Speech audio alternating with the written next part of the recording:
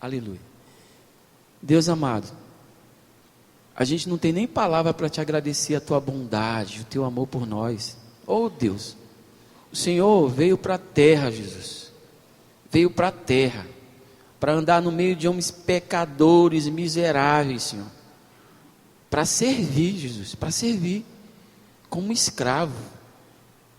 Oh Deus, e como nós somos ingratos. Nós somos tão ingratos. Estamos aqui nesse lugar, Pai, reunidos, Pai, para adorar o Teu nome. E às vezes parece que nós estamos num cemitério, Pai. Mas o Senhor é o Deus da alegria. Por isso eu quero te pedir, dissipa aqui desse lugar, Pai, todo espírito de tristeza, Pai, todo espírito de rancor. Liberta, Pai, o coração daquele que está com o coração preso, no nome de Jesus. Deus, nós queremos ouvir agora a Tua voz. Fala por intermédio do Teu Filho que está aqui, Pai, que tem servido nesse lugar com tanto amor, Pai. Fala, Pai, não por nós, mas por amor a Ti mesmo, por amor de Ti mesmo, Pai. Faz isso, porque nós não merecemos nada que venha do Senhor, nós merecemos mesmo ao inferno, mas até disso o Senhor nos libertou. Que o Senhor dê graça agora para o Teu Filho, Pai, no nome de Jesus. Que ele seja a boca de Deus falando nesse lugar, que ele seja o profeta escolhido do Senhor neste lugar, e que cada palavra, Pai, dita por ele, Senhor Deus, tenha capacidade, Pai, de transformar a nossa vida, porque ele vai falar a palavra do Senhor, no nome de Jesus. Amém e amém.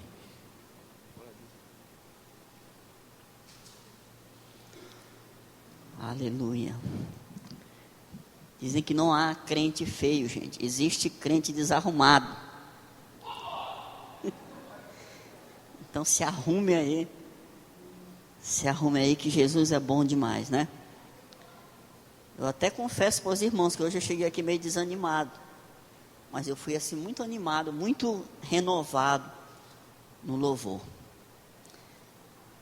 Queria dar boa noite a todos vocês. Tenho a incumbência de trazer uma palavra. Vocês não imaginam o tanto que eu fico nervoso e tenso quando isso acontece, porque eu sei a responsabilidade. Mas eis-nos aqui. Eu queria que você abrisse sua Bíblia no livro de Gálatas.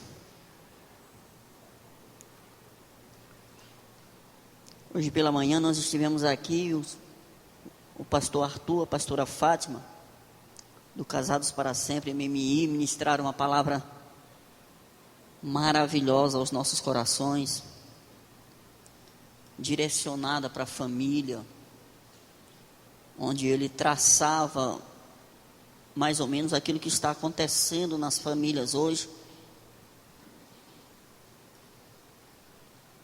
E a gente tem um desafio essa noite também de falar algo relacionado à família.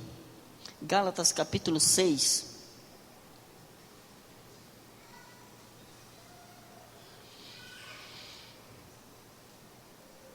Nós vamos ler do versículo 6 ao versículo 10. Gálatas capítulo 6, versículos 6 ao 10. Amém? Diz assim: mas aquele que está sendo instruído na palavra, faça participante de todas as coisas boas aquele que o instruí. Aquele que o instrui. Não vos enganeis, de Deus zomba, pois aquilo que o homem semear, isso também ceifará. Porque o que semeia para a sua carne, da carne colherá corrupção. Mas o que semeia para o Espírito, do Espírito colherá vida eterna. E não cessemos de fazer o bem, porque a seu tempo ceifaremos, se não desfalecermos.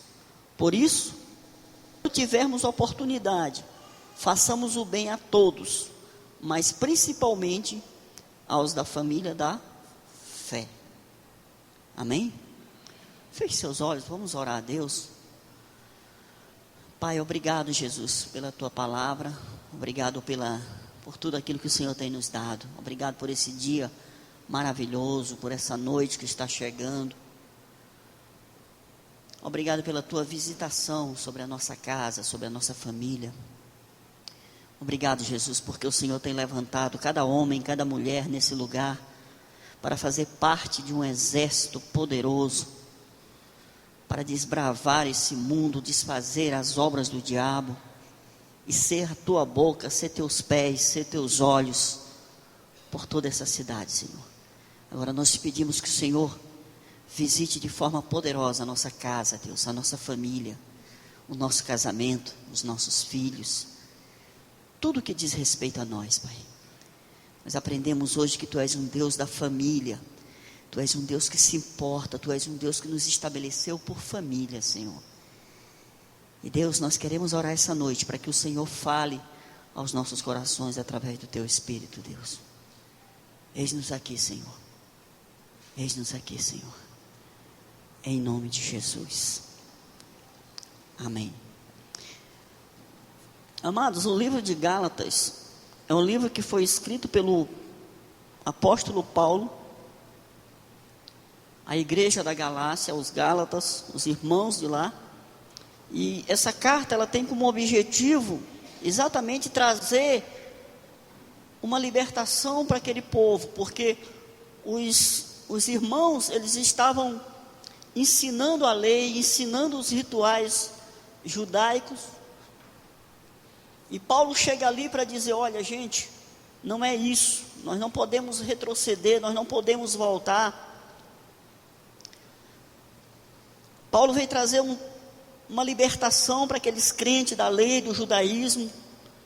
Ele afirma através da carta que a fé em Cristo é suficiente para salvar o homem, que a lei ela conduz à escravidão do homem, mas que temos liberdade para servirmos a Deus pelo poder do Espírito Santo de Deus.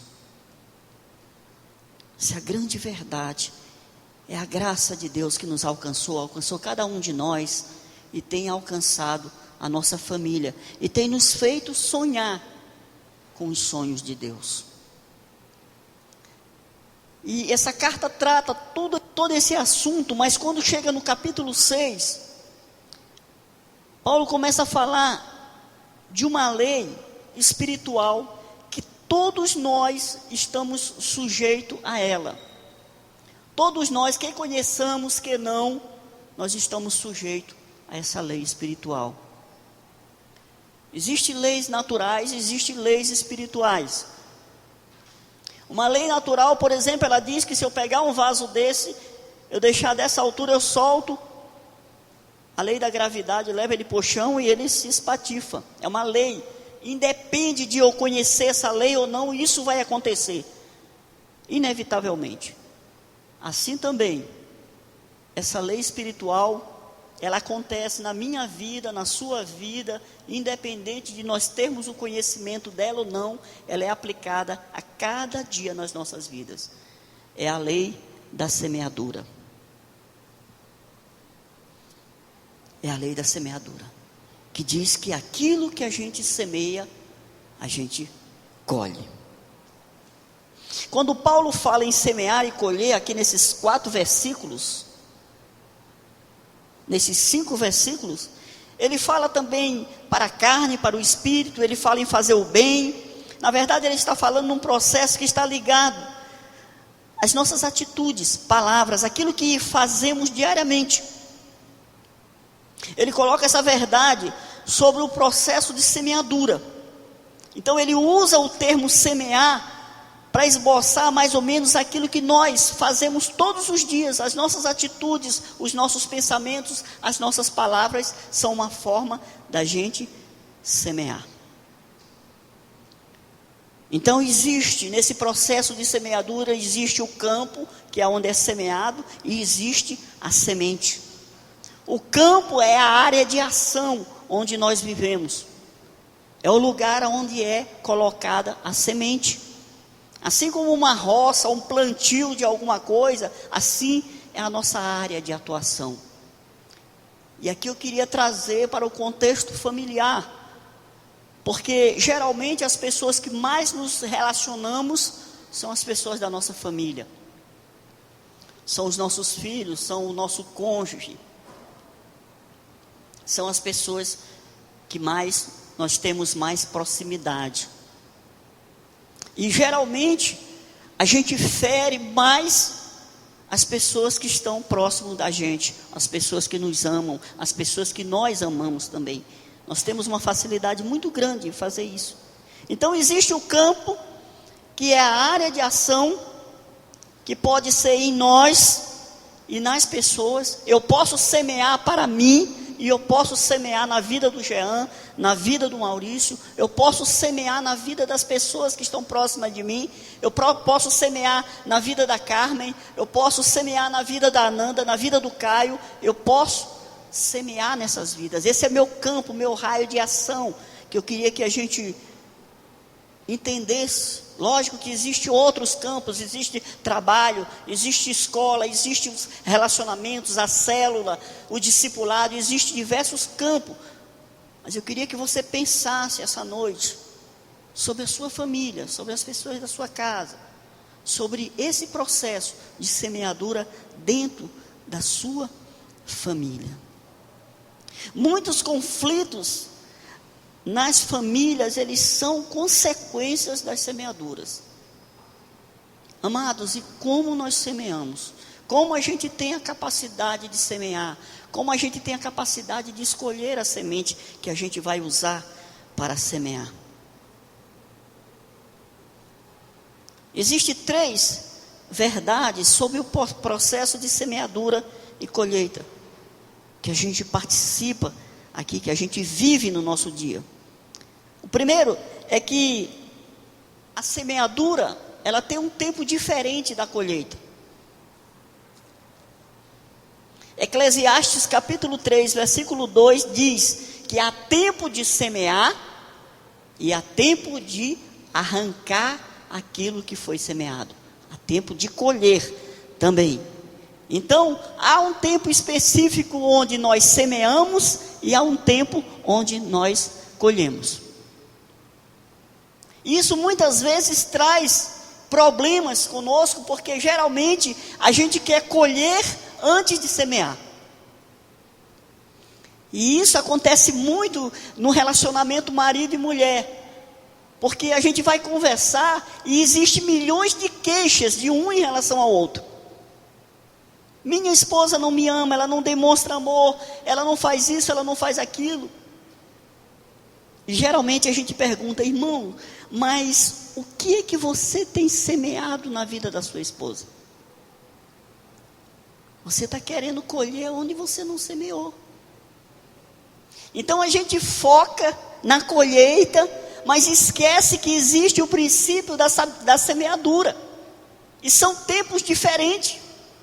São tempos diferentes. Se eu quiser colher, eu preciso semear. Se eu quiser colher, eu preciso semear. O primeiro princípio é que são tempos diferentes. São tempos diferentes. A primeira observação, são tempos diferentes. O tempo da colheita, o tempo da semeadura e o tempo da colheita. E eu perguntaria agora para você: o que você tem semeado? Como é que estão as sementes que você tem lançado sobre a vida das pessoas que você se relaciona? Sobre o seu cônjuge, sobre os seus filhos. Como é que está o teu processo de semeadura? A segunda verdade é que não existe sementes neutras. Nós estamos sempre semeando. Mas não existe uma semente que ela não é nem boa nem ruim. Ou ela é boa ou ela é má. São 2 tipos de semente. Todos os dias nós temos a liberdade de escolher aquilo que nós vamos semear. Todos os dias. Na hora que você levanta da cama, ela vai determinar mais ou menos como vai ser o seu dia. Porque se você levantar cantando, se você levantar louvando, se você levantar, como disse o pastor pela manhã, se você sentir o orvalho da manhã, se você começar a glorificar a Deus, a agradecer a Deus desde manhã, com certeza você vai ter um dia abençoado. Mas por outro lado, se você começar a pensar nos seus problemas do dia, se você começar pela manhã, já no café, a comer aquilo que você vai fazer durante o dia, provavelmente você vai ter um dia difícil. Então não existe sementes neutras, existem sementes boas e sementes ruins. As sementes boas, elas têm uma origem. Quem dá semente boa para ser semeada é Jesus. Quem dá semente ruim para ser semeada é o diabo. Nós semeamos com palavras e atitudes. Abra sua Bíblia em Provérbios capítulo 18. Provérbios capítulo 18, versículo 21. Diz assim: a morte e a vida estão no poder da língua. O que bem a utiliza, come do seu fruto. As nossas palavras, elas têm poder. Nossas palavras são determinantes na vida dos nossos filhos, na vida do nosso cônjuge, na vida dos nossos pais. A Bíblia está dizendo que há um poder na palavra. Há um poder. A morte e a vida estão no poder da língua. O que bem a utiliza, come do seu fruto. Mas também nós semeamos com atitudes. Deuteronômio capítulo 30. Volte um pouquinho a Bíblia, para o livro de Deuteronômio, no comecinho, capítulo 30, versículo 15 ao 18. Deuteronômio capítulo 30. Obrigado, irmão.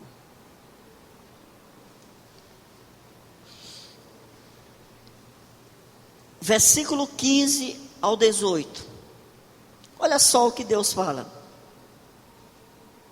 Vê que proponho hoje a vida e o bem, a morte e o mal.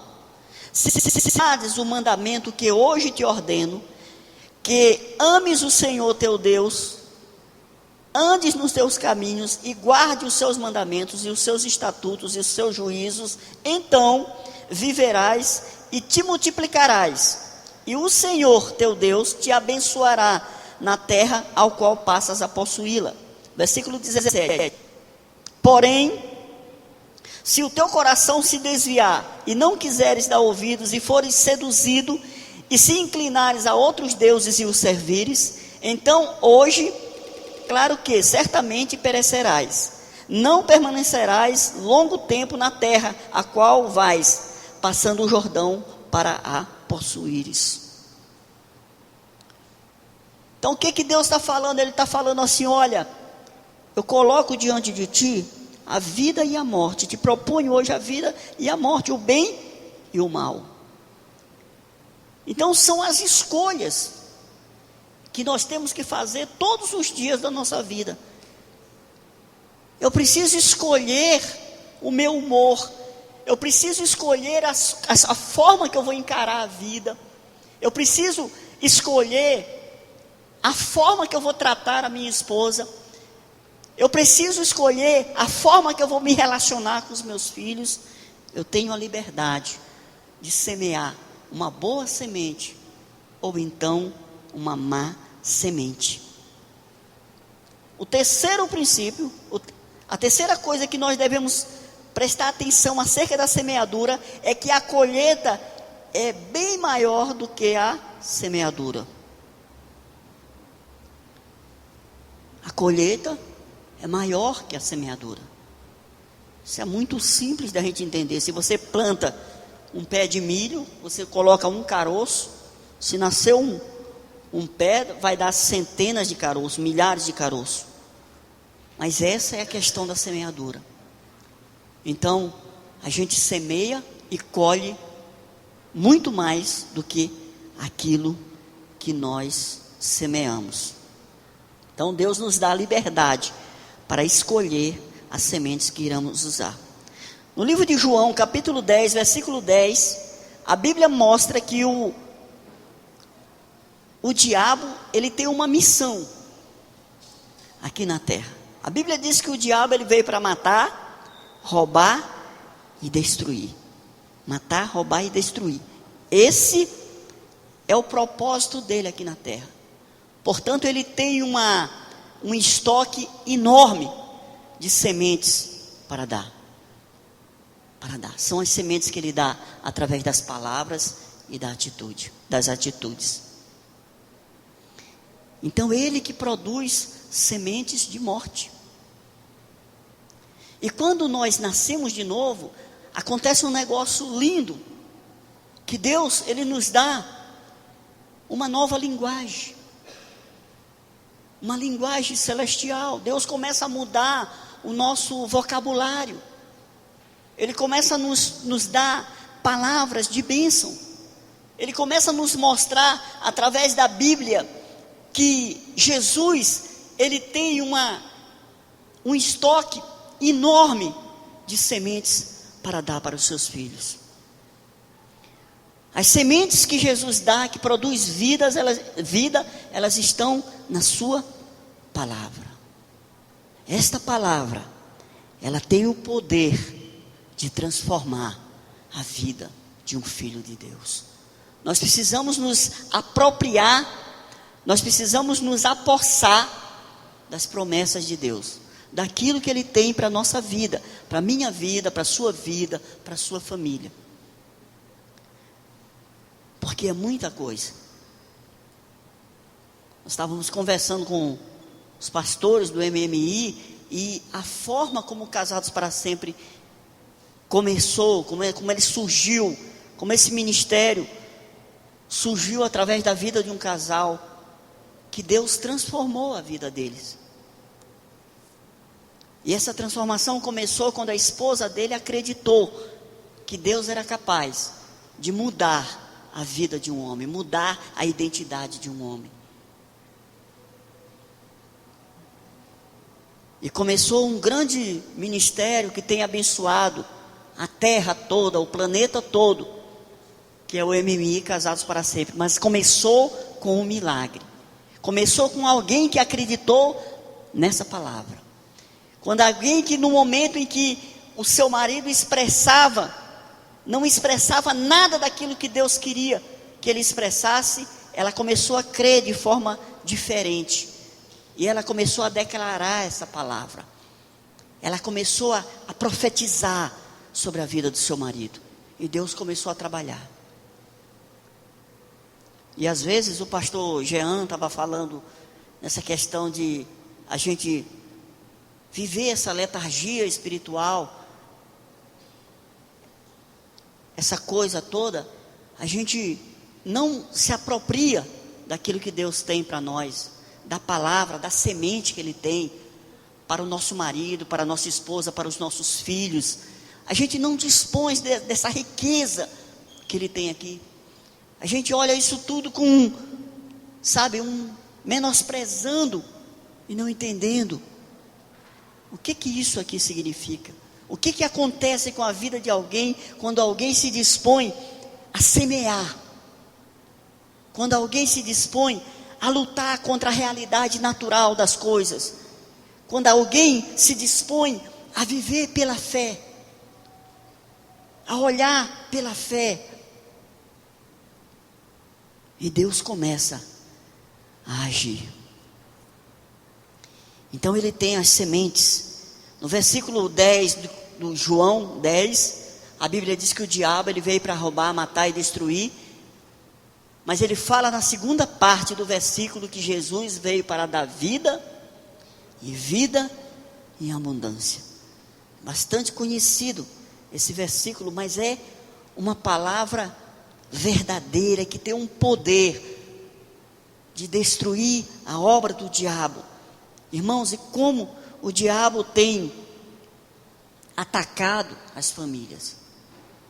como o diabo tem entrado nos lares e saqueado, e muitas vezes a gente olha isso de forma natural, a gente não se posiciona, a gente não compreende, não crê nessa palavra e não crê nas verdades de Deus.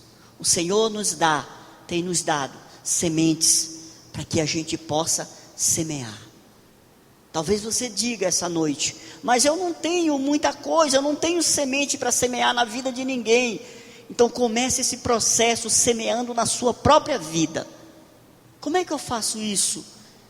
É me consagrando, é conhecendo a palavra, é tendo uma vida de oração, é buscando o discipulado, é buscando a célula, é buscando a vida da igreja. Irmãos, isso é importante. Isso é importante. A gente está inserido no contexto de igreja, a gente está fazendo a obra de Deus, a gente está abençoando as pessoas, a gente está gastando tempo com as pessoas. Deus, Ele nos renova enquanto fazemos isso. Amém? A palavra de Deus é suficiente para nos fornecer sementes de vida. Deus tem um pensamento, uma palavra para cada pessoa, cada situação que estejamos vivendo. Ele tem pensamentos de paz a respeito de nós. Muitos de nós têm uma compreensão diferente de Deus. Como o pastor falou agora há pouco, existem muitas pessoas que reclamam de Deus, muitas pessoas que murmuram de Deus, quando não entendem que Deus está chamando para um relacionamento mais próximo, mais profundo.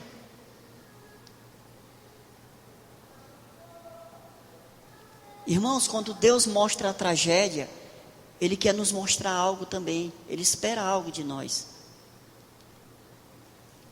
O profeta, quando ficou diante do vale de ossos secos, ele olhou aquele absurdo que representava a morte, mas quando ele foi orientado por Deus para profetizar, a Bíblia diz que houve vida. Deus restaurou, Deus curou e Deus transformou aquele exército de ossos, aquele monte de ossos, em um batalhão grandioso, precioso, valente, porque Ele tem o poder para restaurar aquilo que está morto. E muitas vezes nós estamos vivendo no nosso relacionamento um relacionamento morto. Não há alegria, não há vigor, não há manifestação de amor, porque não temos buscado. Ele tem pensamentos bons a nosso respeito, Ele tem pensamentos de paz. Jeremias 29, 11. Jeremias capítulo 29, versículo 11.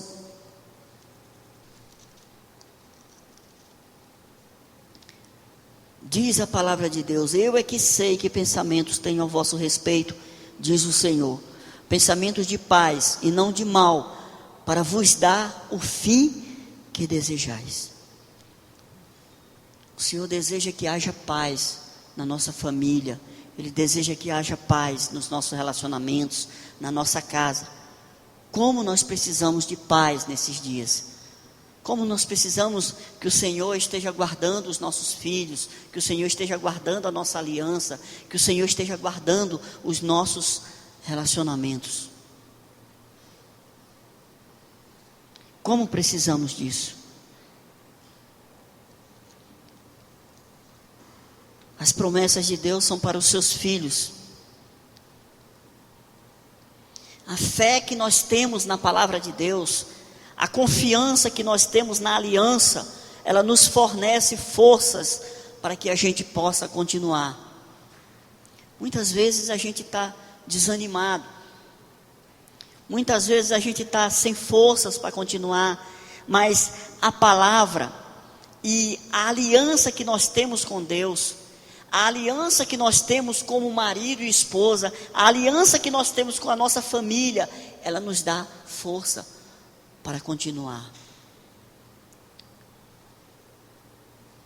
E todas as vezes que eu penso nesse sentido, Eu imagino assim que nós, como homens, a gente não tem o direito de fraquejar, porque a nossa esposa, os nossos filhos, eles dependem de nós, eles precisam de nós. E nós precisamos estar fortes, precisamos estar renovados em Deus, precisamos buscar força nas promessas de Deus. E nesse processo de semeadura, acontece algo muito interessante, que a semeadura, nós sabemos, cada um de nós sabe aquilo que a gente tem semeado. Cada um de nós que conhecemos a Deus, conhecemos a palavra, a gente sabe aquilo que nós temos semeado. E muitas das vezes, irmãos, na nossa vida, nós estamos colhendo aquilo que nós plantamos. Muitas vezes, a gente já plantou tanta coisa, e hoje nós estamos recebendo os frutos daquilo que nós plantamos. Então, se nós plantamos coisas boas, com certeza nós iremos receber coisas boas. Mas se nós plantarmos coisas ruins, coisas más, certamente nós também iremos colher. Irmãos, essa lei espiritual, ela é 100% aplicável.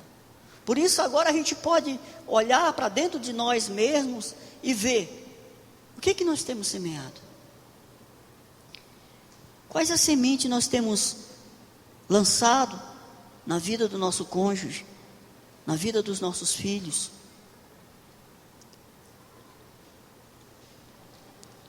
Em que processo nós estamos na nossa vida? Nós estamos no processo de semear ou no processo de colher?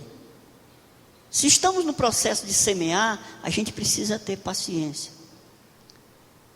Porque as mulheres, geralmente elas são ansiosas, né?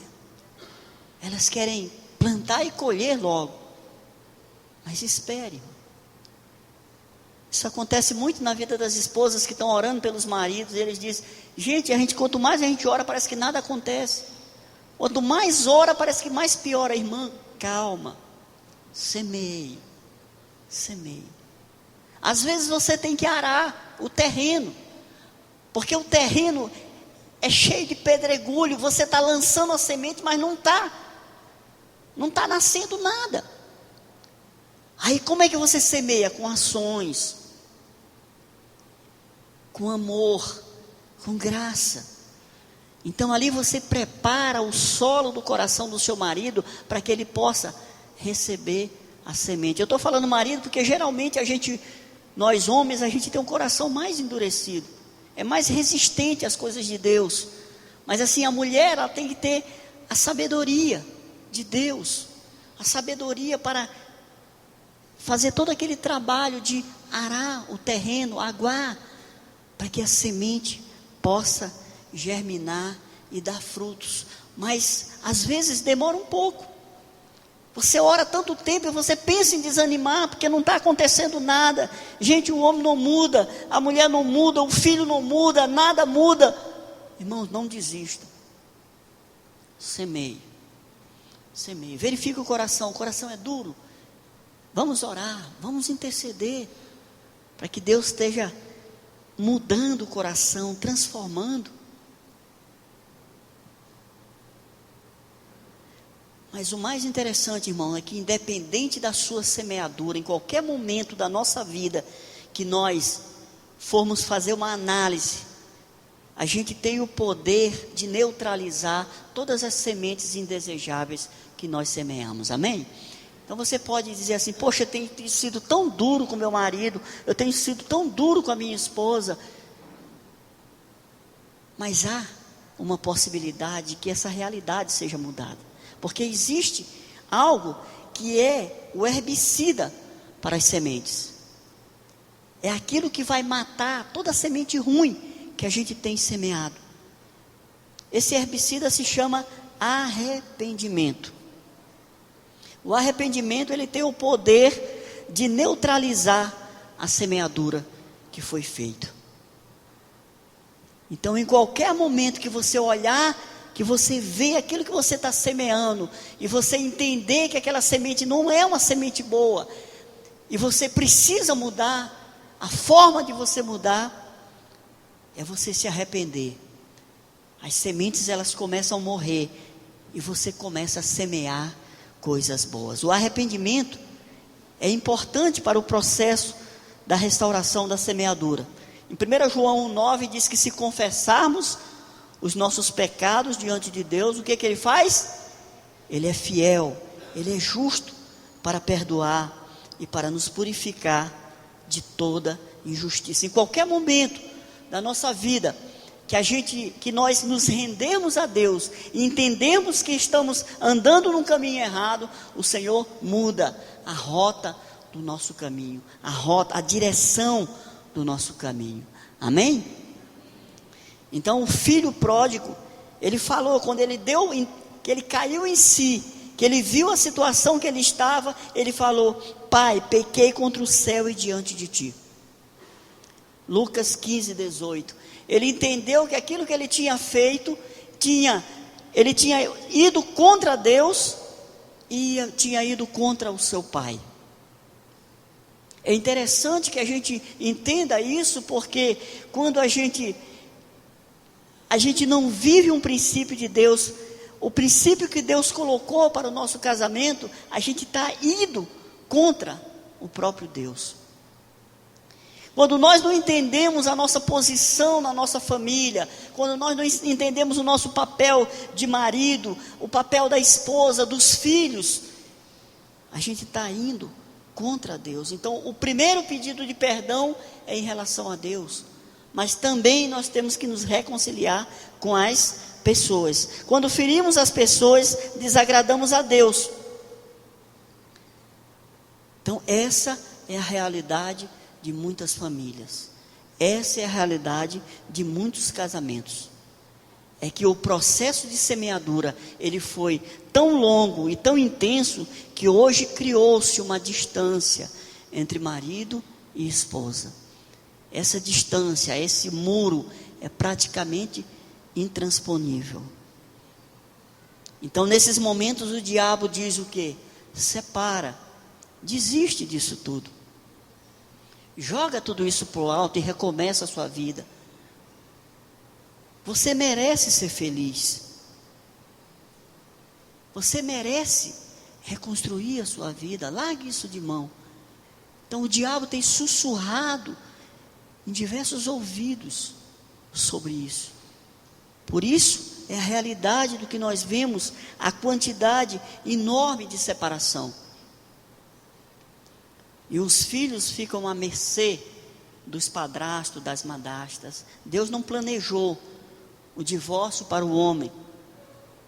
Deus não quis isso no início. Ele desejou a família. Ele construiu a família. Ele uniu o primeiro homem e a primeira mulher.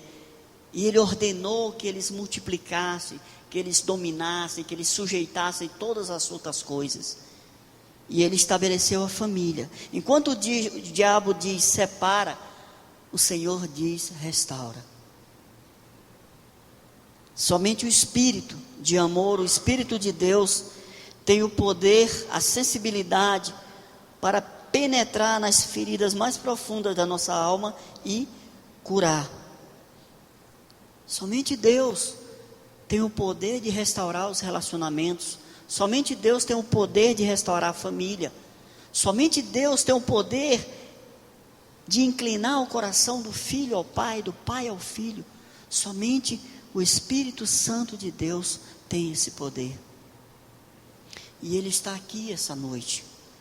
Ele está aqui porque Ele é o Deus da igreja, Ele é o Senhor da igreja, Ele é o Senhor das nossas vidas, Ele é o Senhor da minha família, Ele é o Senhor da sua família.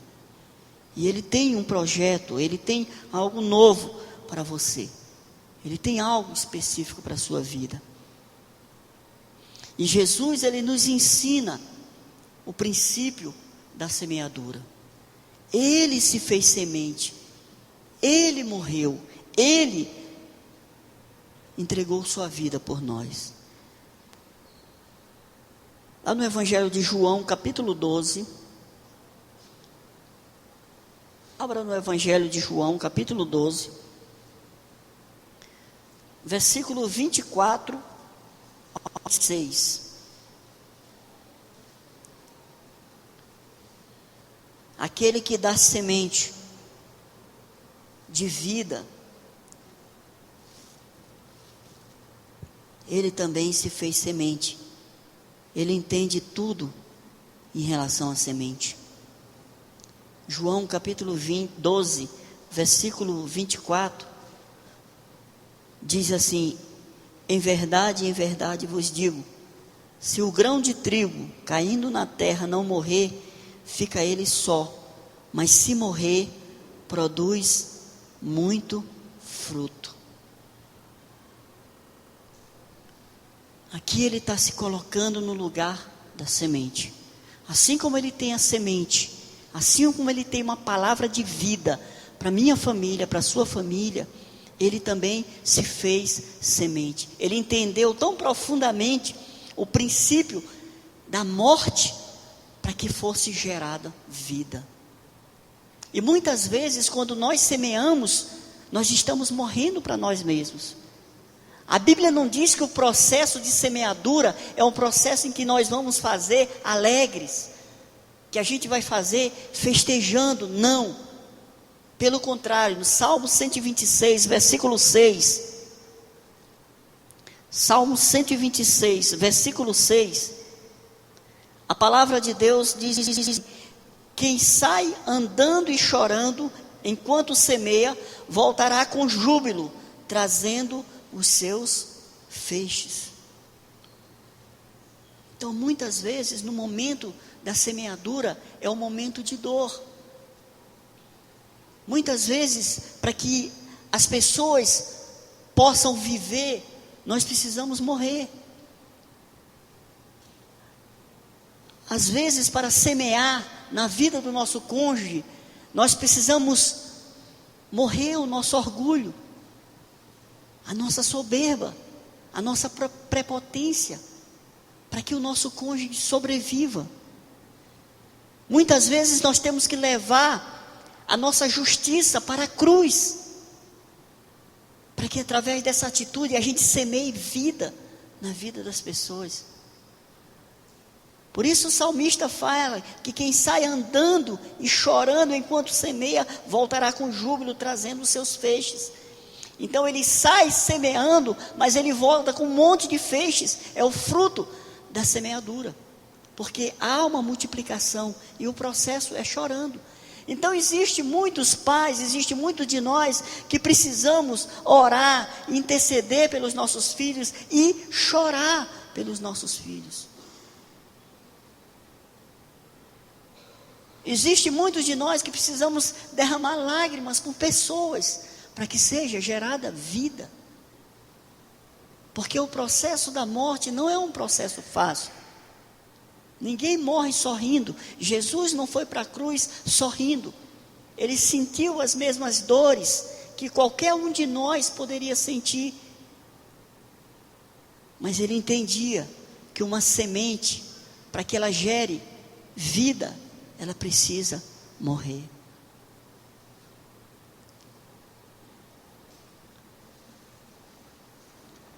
E que para que as pessoas que nós amamos vivam, muitas vezes nós precisamos morrer, nós precisamos pagar o preço, nós precisamos orar, jejuar, interceder, mas não podemos de forma nenhuma desistir das pessoas que Deus tem colocado sobre as nossas vidas, especialmente da nossa família, especialmente do nosso cônjuge e dos nossos filhos, porque o Senhor tem nos dado sementes, o Senhor tem nos dado esperança, o Senhor tem nos dado palavra de vida. E aonde nós temos buscado as sementes que nós estamos semeando? O que nós temos semeado em nós e na vida das pessoas? Quando não há semeadura em nós, nós não temos nenhuma semente para dar a ninguém. Primeiro nós precisamos receber, para que depois a gente dê. Então, como está seu depósito de sementes?